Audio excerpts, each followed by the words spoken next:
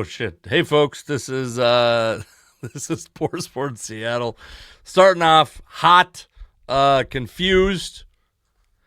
Um Yesterday I put out some stuff about the Seahawks. Yesterday, as you listen to this, by the way, the magic of digital recording. This is actually yesterday that I recorded this, which means I put out some stuff about what the Seahawks did in the earliest parts of the legal tampering period, but if anything happened after the Seahawks signed Sam Darnold, it was not covered on there.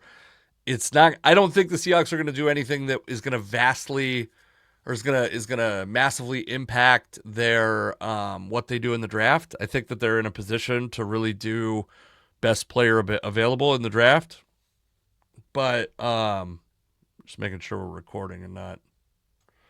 Okay, good. We are recording. I was like, are we actually live? Let me actually take a look real quick at my channel here.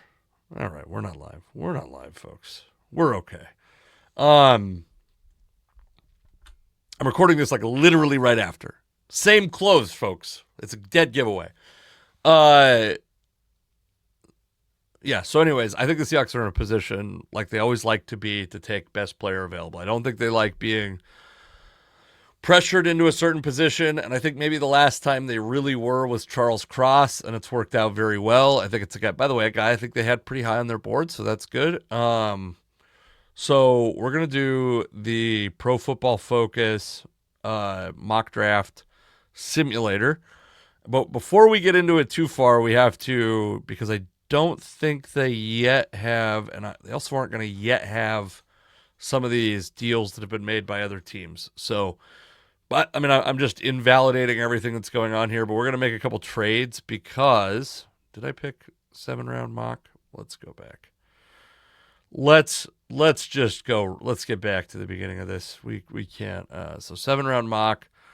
We're gonna set it to slow, and we'll speed it up as we get further into the rounds. And then we're gonna make some trades because the Jets hold that 92nd pick, and I'm gonna give DK Metcalf and to the Steelers are gonna get DK Metcalf for that 2nd-round pick.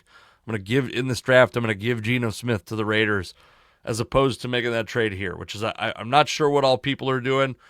Theoretically, I think that if the Jets trade for a quarterback at the beginning of this draft, the way this simulator works, they may be less likely to draft a quarterback later in the draft.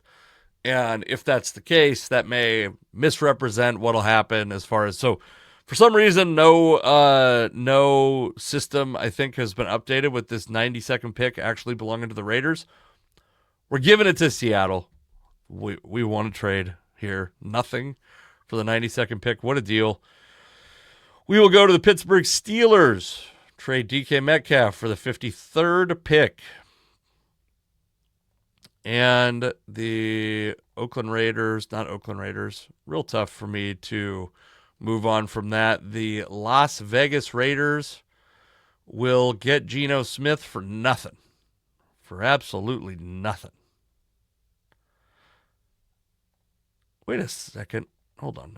That trade didn't actually go through, but did they had John Reese Plumlee on the Seahawks roster? Is he on their practice squad now? I know they had a ton of interest in him in last offseason, but I don't remember him being on the roster. I got to pull that up real quick. Giving you Geno Smith. Take him. Real quickly, let's get John Reese Plumlee. Plumlee? Is that? John Reese Plumlee is an American football utility player. I do like that, and he is a player for the Seahawks. Now when did he end up back in Seattle? November 20th, January 2nd, he was signed to their active roster as a receiver. I did not, that completely, that passed me by. Plumlee is an interesting player and a guy who I think Clint Kubiak will like. If you think Clint Kubiak liked Taysom Hill, I think Plumlee is probably a better athlete overall than Taysom Hill, probably less able to run over would-be tacklers, but yeah, that's interesting. What did he do? So 4.5 40-yard dash, 36.5-inch vertical, 5'11", 203 pounds, at 6 feet tall. Interesting. Okay. I had missed that. I remember keeping my eye on him last year, and maybe that's new to the. It's got to be new to the PFF draft simulator. Okay, so now we're going to start the draft. The Titans. On this, I believe Shedeur Sanders has started to fall quite a ways down, so I'll be curious to see. He does not get drafted by the Giants there. I've seen him fall to the Seahawks in the first round many times, and does not get taken by the Raiders, which is where he kept. That was kind of his floor before, and start to fall into the second round. And I think I've run one of these where he fell to the Seahawks in the second round, which I would be surprised by. But I got to tell you, if Shedeur falls to the Seahawks in the second round, I'd still be scared to take him. It's just, I mean, his dad is going to create such a hassle, it feels like, doesn't it? I can't be the only one that feels that way. All right. So, oh my God, Kenneth Grant. I think for the guys that are likely to be available, and I've talked about my guys, my quote-unquote guys. So I've started to see Tet McMillan fall to the Seahawks. I'd be thrilled on that. Man, Mason Graham falls to 11.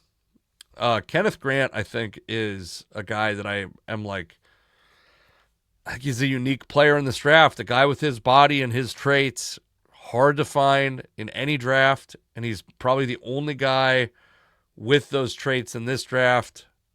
But he gets drafted by the Bengals, one pick before the Seahawks.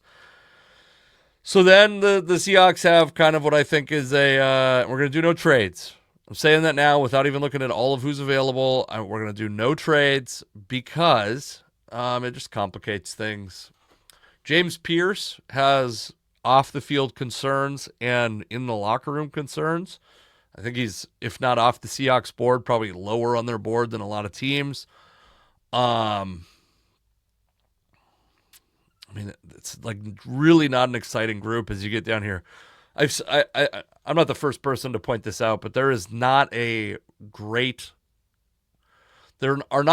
left tackle options available in this draft, and I think that the Seahawks, if they draft an offensive lineman in the first round, I certainly don't think they will draft a guard only in the first round. The kid Tyler Booker, I do not think is going to be drafted.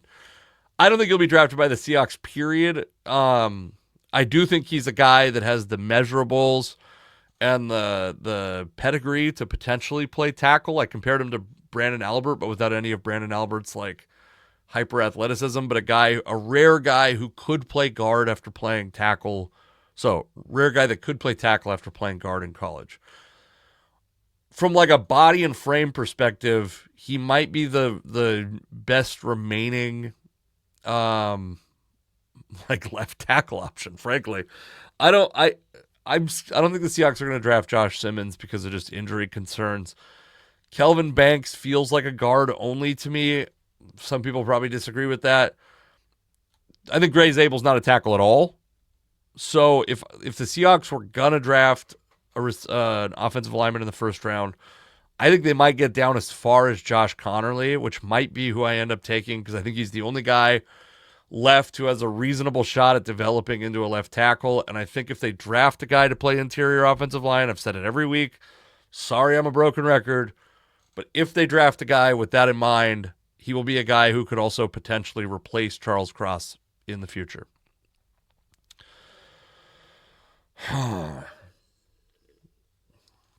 For some reason, it's just not exciting to me, the idea of pairing Emeka Egbuka with Jackson Smith and Jigba, both Ohio State guys, both kind of similar, not like super hyper athletic guys. I will say, if you're not a PFF guy, if you're not a PFF person, they've started to finally add the scouting reports.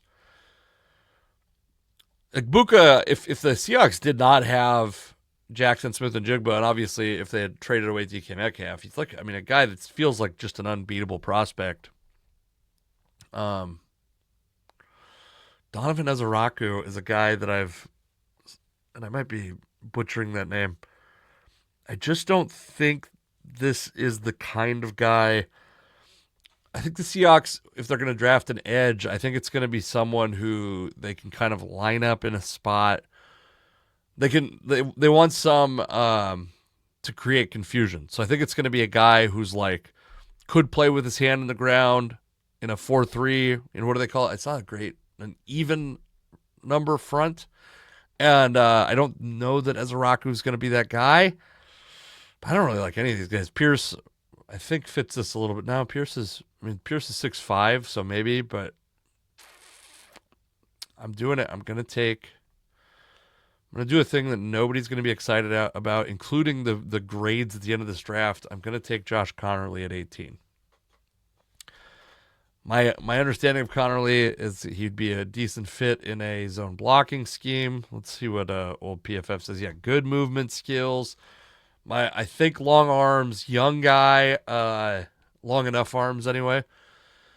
So, yeah, not exciting. I don't think anyone's going to be thrilled with that pick, but I think it's the pick that, and it's not just need. I think it's like scheme fit, and I'm just not thrilled about anybody in that circumstance. James Pierce falls to the Washington Commanders in that spot. Who did I see? What was the trade the Commanders just made? Like as I'm recording this, they're either discussing a trade. So in this one, the Giants get Shedeur Sanders in the second round. This kind of feels a little bit like Will Levis to the Titans in the second round. I think if you have a second rounder as your son, I don't think you can be as much of a pain in the ass as Coach Prime Deion Sanders might want to be.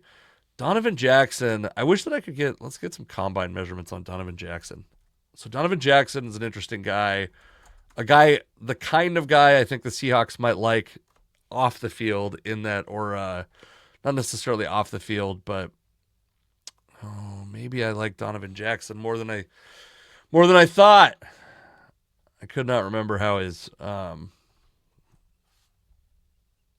let's see. Let's get a measurement on old Donovan Jackson. Where are you at, Donovan? He was a guard at Ohio State, and then their starting left tackle, who I literally just brought up his name a second ago and cannot think of it right now. 33.5-inch long arms, semi-average sized hands. Probably not a left tackle, but maybe a right tackle. But certainly an interior offensive lineman. Anyway, yeah, I might like Donovan Jackson more than I thought I did. So the Seahawks pick at 50 here. Obviously, the Seahawks signed Sam Darnold. I don't think that necessarily disqualifies them from taking a quarterback in the second round, but I think that if the board is falling as PFF has it, which seems unlikely to me, but let's operate under that kind of. So right now, Jalen Milroe's still available. Will Howard's still available. They must have done something with Jackson Dart goes 42 to the Jets. Hey, that's a pretty good argument for making that trade the way I did, right? Because Geno Smith, maybe if they had Geno Smith, they would not have traded for, or they might not have drafted Jackson Dart. Then we'd all be under the false pretense that Jackson Dart could be available when the Seahawks draft 50th. I don't think he will be. I'm not a Will Howard guy. Jalen Milroe's interesting to me. He's more interesting to me. I will say Jalen Milroe's more interesting to me now with Sam Darnold on the roster because I feel like they could really sit him for 2 or 3 years and let him figure out if he could be a quarterback, and also get him on the field for some packages. Keep Sam Howell on the roster, get Jalen Milroe on the field for some packages. That's interesting to me. I don't think they're going to do it, but it would be interesting to me. Ooh, that was kind of interesting. The Chiefs take Luther Burden, which Xavier Worthy got arrested the other day. Who knows what his suspension will be, but Obviously, there's been some issues with first-round pick receivers in recent years, not just in Kansas City. That'll be interesting also. Can I say interesting enough times? Have I said it enough times? Demetrius Knight, so the Seahawks also re-signed Ernest Jones. If they believe in Tyrese Knight, they may not be dying to draft Demetrius Knight, but I also think that they probably want both depth and the ability to rotate guys in and out of that spot. Last year, they really only had, like Tyrese Knight when he started rotating in was impressive, and Ernest Jones when he was there was impressive, but it didn't feel like they had, it felt like when those guys were not on the field, there was reduced play at those positions. According to this big board, this would be a good value. I'm going to just kind of dig a little deeper into this. I like Xavier Restrepo. I think that part of the problem is you want some diversity and skill set from your receivers. And I think Restrepo, he occupies a similar space on a roster to what Jackson Smith-Njigba does. Also, Ariante Ursary is a guy that I love, and I always forget that he's so far down the PFF board. A guy that I probably would have rather drafted someone else. And I like Josh Connerly a little bit better, but I don't think they go. Can they go offensive line at this point? I guess as we sit right now in this moment, maybe not when you're listening to this, but as I'm recording this, they have not made any moves on the offensive line. But I'm not going to draft Ariante Ursary with this pick. Can I be talked into it on the 53rd pick? Maybe. We're taking Demetrius Knight. And, okay, the Broncos could have made my life a little bit easier by taking Ursary. I also like Alfred Collins, although he's probably not a true nose tackle, but a guy that tested pretty well on, I think I'm taking Alfred Collins. A guy that's closer to a nose tackle than I think anyone the Seahawks have on their roster right now. Maybe Jonathan Hankins feels like he's got to be 71 years old at this point. I'm taking Alfred Collins. I don't think Ursary is going to fall to 82. I think 82 is probably where I would like the Seahawks to start thinking about a quarterback at this point. I think they can get multiple. I think with those first 3 picks, they can get 3 starters. And if you can do that in this year's draft after signing a quarterback, I think it makes a lot of sense. And I mean, it would be like absolute perfect symmetry to take a 3rd-round quarterback after signing a guy to a deal you can get out of pretty easily. I'm not just trying to create that symmetry, but I do think the Seahawks have, Ursary goes 65th, first pick of the 3rd round. Ursary has a little bit of Mekhi Becton quality to him in that you're like, how can a guy that big just be that physically gifted? He's not as big as, Becton's pretty goddamn big. I like Jared Ivey. Would have liked to see him fall to 82. Probably should have considered him at 53. He just went in the draft. I don't remember to who. I will say the PFF board is not going to they're going to allow me to go deep if I want to draft anyone but who's been drafted already. I think Milroe will go. Let's take a look because we're at pick 82, and Will Howard. Milroe must have gone then, right? Oh yeah, Jalen Milroe goes pick 67 to the Browns. I like that pick for them. The Browns are also a good spot for Kirk Cousins, who I spent a lot of time thinking about trying to convince other people that he would have made a good fit in Seattle. I still stand by that, by the way, but I don't think they're gonna have. I don't think that they're gonna have Kirk Cousins and Sam Darnold on the roster. Theoretically, you have a need at tight end. Do you like Mason Taylor? Do you like Terrence Ferguson? You're not taking another linebacker. You're not taking a 4th off-ball linebacker after you've invested money in Ernest Jones this offseason. And earlier we drafted the other night. You're knighted up. I'm going to say that the Seahawks are more interested in a guy like Mason Taylor, who has a little more size and I think a little more blocking ability than Terrence Ferguson. Ferguson has kind of the athletic profile of a guy, to me, that's going to seem Noah Fant-like. And I've loved Noah Fant since he came out of college, but it's never happened. He's never put it together. So, yeah, man, Mason Taylor or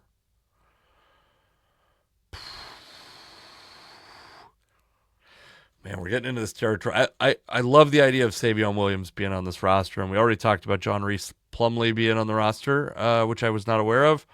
I don't think John Reese Plumlee stops you from drafting anybody in this whole draft, but Savion Williams, high school quarterback, threw the ball some at TCU, big, fast, wildcat quarterback, versatile skill set. Is he DK Metcalf? No, but if you take a look at like the scouting report, yeah, this is like if you took this and put DK Metcalf's name in. So where it says Williams, I'm going to read this to the folks listening. Stats won't wow evaluators, but his tape and his measurables sure will. He's a very versatile, potentially high impact NFL player on the line, in the backfield, or as a returner. The Seahawks never did any of that stuff with DK Metcalf. I thought it would have been interesting if they did.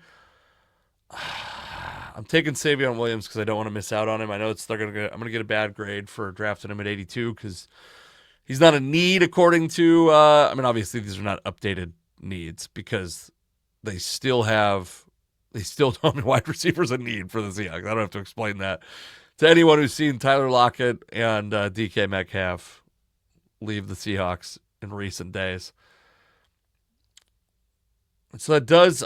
Mason Taylor just got taken. If Ferguson must have gone earlier because he must have gone a couple. Yeah, Terrence Ferguson goes to Pittsburgh. So Terrence Ferguson to Pittsburgh, Mason Taylor to the Jaguars. I would actually suspect those two teams have. I would suspect both those teams have the other guy in real life ahead of. But let's see. Charles Grant seems like a guy who has the profile to be a tackle in the NFL, which, like I said, is not super common in this draft. Right tackle, probably. Man. Is William and Mary... Where's William and Mary at? Anyways, we're going to take Charles Grant. I like Charles Grant. And I do think the Seahawks will probably take a couple different offensive linemen. And at this point, I haven't been forced to take a quarterback.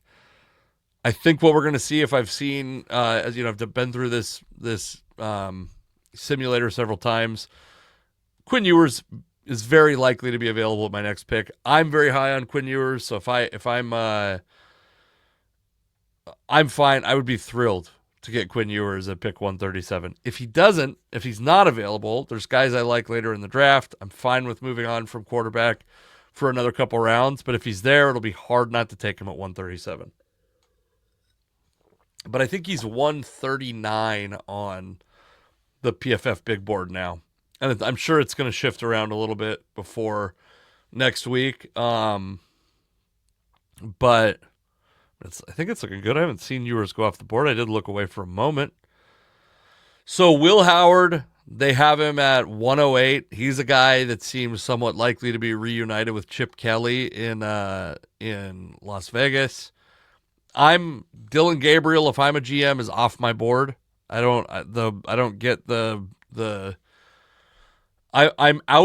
not in the Dylan Gabriel business. I like Quinn Ewers here. I like him at 137. If you could get Quinn Ewers in the fourth round, I'd be stoked. I just don't think Will Howard has an NFL arm, frankly.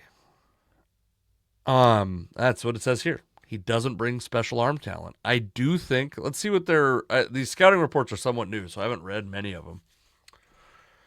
Ewers' arm talent will get him drafted, but his inconsistencies are too prevalent right now. To succeed in the NFL, he must clean up his footwork, pocket management, post-snap diagnosis, and play under pressure. I've said this before. I think he compares favorably to Geno Smith, and yeah, I'm taking him here. I'm not taking Will Howard. I don't want to draft. If you're going to have Sam Howell on the roster, which maybe they won't, but if you're going to have 3 quarterbacks on the roster and you're going to bring if one of those guys is going to be a young draftee, that guy should have starter upside. I would say Pro Bowl upside.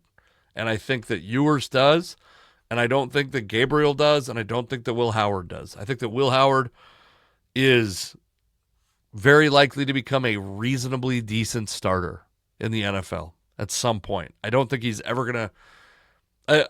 and in fact, I wonder if Will Howard, if Brock Purdy was not having the success he is having, if Will Howard would even be getting the looks that he is. Because he's starting to creep up draft boards, and I just don't see it. Okay. Now it's getting a little bit into this area of the draft that I'm like, there's less guys that I like.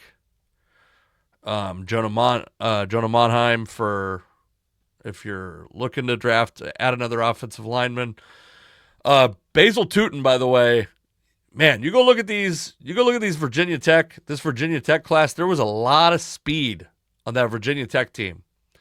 If you're going to add a running back, Basil Tootin is like he's compact, fast, super fast. Why that team wasn't better, I don't know. A lot of speed on that team. What does PFF have to say? Speedy slasher who can succeed behind a zone blocking scheme? Oh, baby. And as I said last week, rootin' tootin' Basil, I don't know. I don't know what I said last week. I'm taking Basil Tootin. Just a home run hitter. Kenneth Walker, I think is he on the? I think he's on the final year of his contract. Zach Charbonnet has 2 years left, I believe. Kenny McIntosh has 1 or 2 years left. You might have all different running backs in 2 years. So I think that the Seahawks can add a guy that late and feel no guilt about it and have a guy that's potentially a star in the NFL. So with the way that, we drafted Quinn Ewers earlier, Tyler Shuck falling to the 6th round. It's hard to tell, the quarterback position is I've said many times, I thought Jevon Sneed was going to be in the conversation for the first overall pick. Ends up going undrafted, and I think has passed away. Is Jevon Sneed still alive? No. Yeah, I was correct. Died, unfortunately, 32 years old, 2019. I thought Jevon Sneed was going to be the guy. I was like, when he this passed by the Seahawks many times, I was pissed that they didn't draft him, take a late round flyer on him. Never had an NFL career to speak of. I'm not saying that because I think any of this is a prescription. But what I'm saying is about Tyler Shuck, I have no idea I don't think he's going to be available in the 6th round, but you'll also hear people go, well, he's probably not going to be available at that pick. And it'll be like pick 15. And they say that about 40 guys. So it's, I don't think he's going to be there. If you're talking about, would I rather have Tyler Shuck in the 6th round or Quinn Ewers at the end of the 4th round? It's a tougher discussion for sure. But I am a big Quinn Ewers fan. So this dude, Dante Thornton, I believe was the second fastest 40 time, 6'5", 214. You like that, obviously. Dante Thornton Jr. Just pull up his 40 time real quick, which is, again, 40 time isn't everything, but you get into the fifth round and you get a chance to draft a guy with this kind of athletic prowess. So 4.3 40-yard dash, only a 33-inch vertical, which is fine, but it's not. You wonder how explosive that guy is going to be versus his long speed. So I'm going to read you his NFL.com scouting profile. So explosive vertically, career average of 21.9 yards a catch. That's crazy, by the way. Play strength and hand fighting will pull him past physical corners. ability to sink hips and gather quickly for comebacks. So this is like very much the DK Metcalf profile, minus having a huge vertical leap and being 235 pounds. Again, DK Metcalf, unique talent. There isn't a DK Metcalf in this draft. But I'm saying, if you want some of the traits, a portion of the traits, the Dante Thornton's got some of them. I'm going to read you his weaknesses. Runs a 3-route tree with slight variations. Who does that sound like? Value can be snuffed out by deep safety looks. Long strides are gradual and rounded on in-breaking routes. Who does that sound like? Separation burst from route breaks is average. Lacks decisiveness and wiggle after the catch. I don't think some of that stuff does not sound like DK Metcalf. It does say up here in this positives, talent to track, adjust, and win contested deep throws. True speed to make house calls when catching on the move. Works away from coverage and toward the throw for quarterbacks. I think a lot of this stuff sounds like DK Metcalf, but I will say I don't think DK Metcalf was a great fit in Clint Kubiak's system. So while replacing DK Metcalf with another version of DK Metcalf may seem appealing, I'm not saying that Dante Thornton's another version of DK Metcalf. He's got some comparable traits. If there was a DK Metcalf in this draft, I think you'd be hesitant to mock him to the Seahawks because it's just not the kind of receiver I think they're going to be looking for at this point. I like Zeke Biggers. He's been a common target. Let's see. I mean, I'm tempted to let's see if we can gather anything from these. So this will get you right away. Monheim has the raw athleticism to succeed as a zone scheme center if he can get stronger. His lack of length. I will say that was Monheim and Jake Majors, the two I think most noted center prospects, unless you put Gray Zabel in that category, but Zabel's pretty similar. 3 of the shortest sets of arms in this whole draft. I don't know that I'm as scared of that at the center position, but can I talk myself into someone else? Right now I'm on the Monheim train. I'm not going to draft Dante Thornton, but I do find him intriguing. Maybe if he's available at the next pick, I'll take a flyer on him. He probably won't be. Jackson Slater is a guy, Bellevue, Washington guy. We've already drafted, didn't we draft a guard? Did we draft? Oh, we drafted Connerly and Charles Grant. Probably one of those guys or both those guys would play guard in 2025.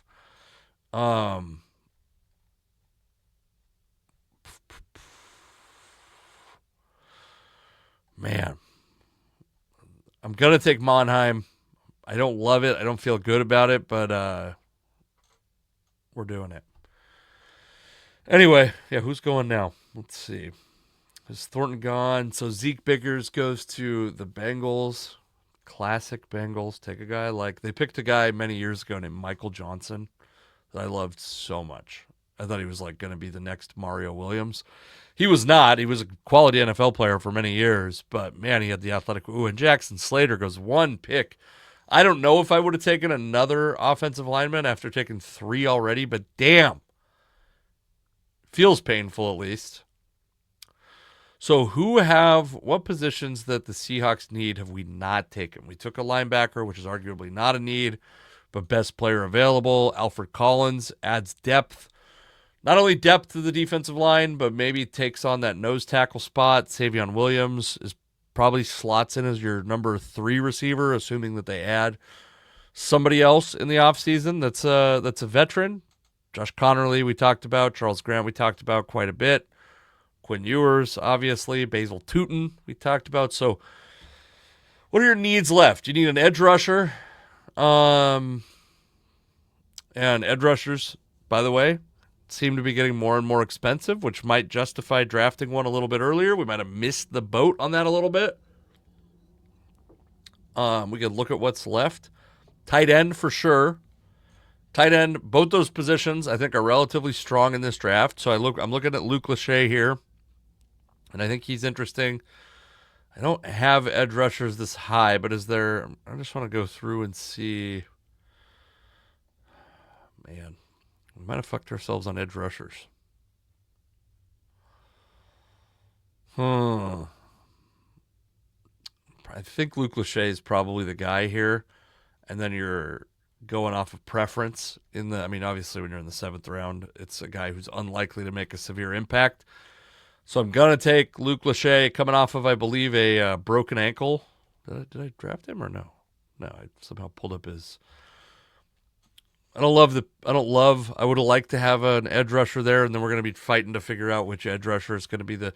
Also, I think the Seahawks could use depth in their secondary, specifically in their cornerback room. I might have gotten a little greedy drafting 3 offensive linemen. I think very obviously the Seahawks are going to make free agent moves, and they'll probably make trades in the draft. All right, this is the pick to end all picks, because I'm not doing another one of these. Got to get moving with my life. Got to get video edited and go pick up my kids. I do think the Seahawks still would prefer an edge guy who can play with his hand on the ground versus a guy who is an edge rusher only. I like Jabbar Muhammad a lot. I also think the Seahawks, I'm not certain if this is true, but they tend to draft guys at the end that are like guys they may not have a shot at in free agency. So, I'd like to find a guy who's a big body, like 275, 280, that maybe could put his hand on the ground, but I don't think we're going to find that. We might go edgeless, completely edge-free. I think I got to take Jabbar Muhammad, who I don't even think is the top remaining. I don't think he's the top remaining corner, but he's a guy that I like a lot. And we're going to get a bad grade. That's fine. Give it to us. Johnny Walker would always be. Seahawks have fun names. They got fun names on their team. Yeah, we're going Jabbar Muhammad, who I want to say is 277th. Is that right? Was he there? No. There he is, 279th. We're taking him. Jabbar Muhammad. Bad grade incoming. Now I get to get off, since I told you I'm recording this yesterday, I'm going to get off and see what has happened since I last looked at Twitter, since I last spent 10 minutes refreshing Twitter nonstop to see what the Seahawks have done. But let's see what the final result of this is, what our final grades are. And by the way, come see me do stand-up comedy. Tacoma Comedy Club, Sunday and Monday. I will be there.